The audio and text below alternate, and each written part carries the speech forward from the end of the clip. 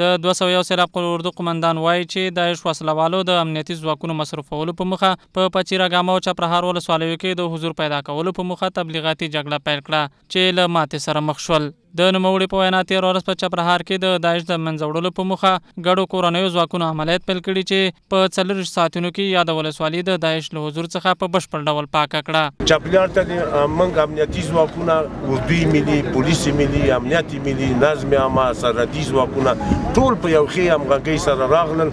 ټول چپلیار د تاسو په حضور کې تصفیه او تلاشي کو هر چیرته چې د داعش بیرقونه ټول کړل او دوی تېښته وکړه. ځواکونه راغلل چپلیار تر 10 بجې د شپې پورې د داعش د وجود نه تصفیه کو.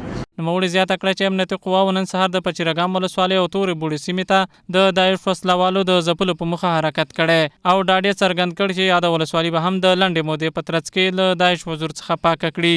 تاسو وینئ د موږ قطار اوس د پچیراګام خواته روان ده. آینده پلان هم دغه ده چې موږ د تورې بوړې خواته ځو. انشاءالله بل واري بیا په همغه محل کې سره وګورو چې موږ چیرته یو داعش چیرته. د چارواکو په وینا په پاکه شوو سیمو کې د بیرته ساتلو په موخه د پوستو جوړولو عملي چارې هم پیل شوې دي.